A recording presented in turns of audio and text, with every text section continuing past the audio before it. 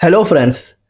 नया income tax bill जो कि फेब 2025 को इंट्रोड्यूस हुआ था वो सरकार ने ऑफिशियली वापस ले लिया है। जी हाँ फ्रेंड्स, आज 8 अगस्त को ये जो नया बिल आया था जिसके लिए इतना हो हल्ला मच रहा था वो वापस हो चुका है।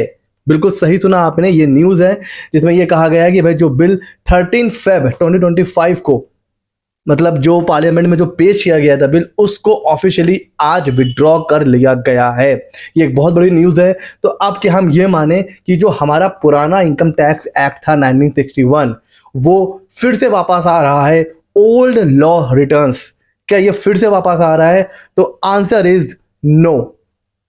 पुराना एक्ट वापस नहीं आ रहा है। सर आप क्या बात कर रहे हो, आप नया लॉ विड्रॉ हो चुका है, पुराना एक्ट वापस नहीं आ रहा है, तो होगा क्या? इसको बहुत ही आराम से समझिए।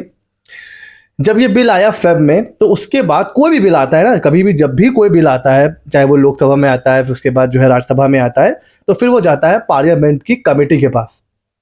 पार्लियामेंट कमेटी उस बिल को फिर जो क्या करती है, रिव्यू करती है।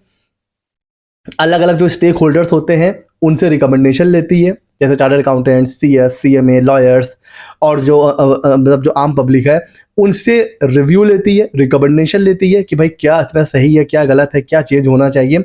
उसके बाद वो अपनी एक रिपोर्ट, वो जेपीसी की जो रिपोर्ट होती है वो उसको सबमिट करती है। तो जब वो रिपोर्ट आई, वो रिकमेंडेशन आया पार्लियामेंट्री कमेटी की तरफ से, और इतना कंफ्यूजन हुआ बिकॉज इतनी बार उसमें चेंज हो रहा था कि नए बिल में ये भी ले लेते हैं, नए बिल में वो भी ले लेते हैं, इसको हटा देते हैं, उसको ऐड कर लेते हैं। तो इतनी बार चेंज हो चुका था नया बिल, इतने ज़्यादा रिप्लेसमेंट हो चुके थे कि ये सोचा गवर्नमेंट ने कि एक काम करते हैं, सारे के सारे चेंजेस को एक साथ बिल में इनकॉर्पोरेट कर लेते हैं और पुराने बिल को विड्रॉ करके एक बार में नया बिल ले आते हैं। जी हाँ फ्रेंड्स, तो कोई ये जो जो बिल फेब 2025 को आया था इनकम टैक्स का, वो बिल विड्रॉ हुआ है।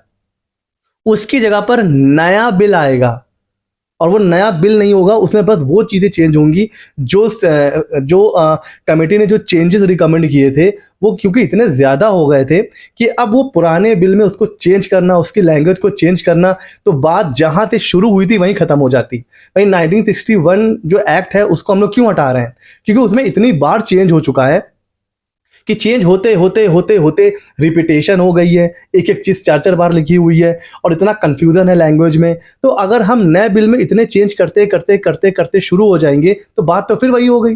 इसलिए ये सोचा गया कि भाई आज 8 अगस्त को जो बिल हमने पेश किया था फेब में उसको विड्रॉ कर लेते हैं और एक बिल्कुल कंप्लीट नया बिल फिर से ड्राफ्ट करेंगे और वो जो है फिर से पेश किया जाएगा। तो जो विड्रॉल का रीज़न क्या है? एक तो जो ड्राफ्टिंग फ्लॉज थे, सैलरी हेड में थोड़ा बहुत कंफ्यूजन था, हाउस प्रॉपर्टी में था। एक मैं आपको छोटा सा कंफ्यूजन बता देता हूँ। ये लिखा हुआ था लॉ में कि अब आप डिले रिटर्न का भी रिफंड क्लेम कर सकते हैं। मतलब आप समझ रहे हो, अगर आपने रिटर्न ड्यू डेट के बाद भी फाइल करा, बाद में भी फाइल करा, तो भी आप उसका रिफंड ले सकते हैं अगर कोई रिफंड बन रहा है तो। बट हमें पता है कि जब हम रिटर्न फाइल करते हैं तो आईटीआर यू हमें रिफंड क्लेम नहीं करने देता है। तो ऐसे बहुत से प्रोविजन थे जो आपस में एक दूसरे को कॉन्ट्राडिक्ट कर रहे थे कि कहीं कुछ लिखा हुआ था, कहीं कुछ लिखा हुआ था।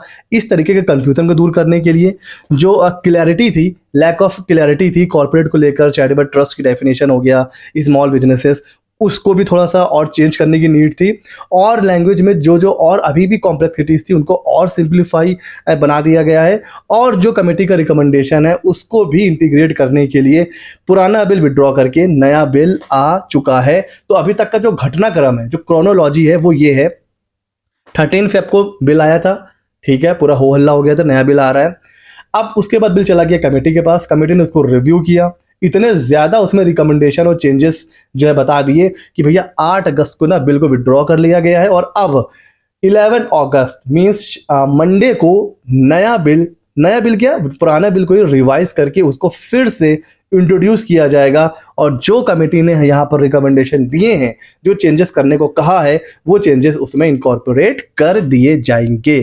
क्या लगता है आपको ये जो सब चीज़ें चल रही हैं, क्या इसके बाद आपको लग रहा है कि क्या एक्चुअल में जो हमारा इनकम टैक्स का एक्ट है वो सिंप्लीफाई होगा? अब जो ये सब चीज़ें जो अभी तक चल रही हैं ना, इसको देखने के बाद मुझे ऐसा लग रहा है कि कहीं जीएसटी की कहानी इनकम टैक्स में ना हो जाए कि भाई चेंज पे चेंज और फिर बात वही हो जाए कि 1961 में जो चीज़ें थी एक्ट में वही चीज़ फिर से इस बिल में भी हो जाए। इतना कंफ्यूजन हो जाए कि कुछ समझ में ही ना आए। फिलहाल 11 अगस्त का वेट करते हैं और देखते हैं कि क्या और चेंज और क्या चीज़ें सिंप्लीफाई करती हैं नए बिल में। अब क्वेश्चन सबसे बड़ा कि सर जो हमारा कोर्स चल रहा है इनकम टैक्स बिल का 2025, क्या सर अब तो सारी क्लासेस बेकार हो गई, अब क्या करें? तो सर कोई भी इम्पैक्ट नहीं पड़ेगा।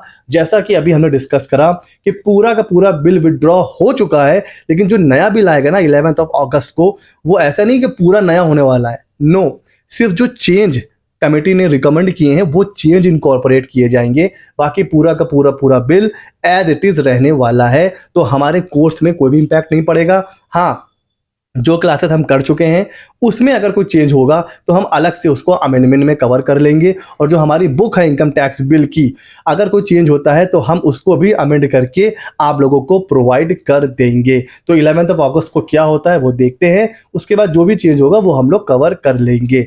और कैसे लगा वीडियो में ज़रूर बताइएगा, और ऐसे ही मज़ेदार और इंटरेस्टिंग वीडियोज़ के लिए हमारे चैनल CA Mitra 24 को सब्सक्राइब कर लीजिए। मिलते हैं अगले नॉलेजेबल वीडियो में।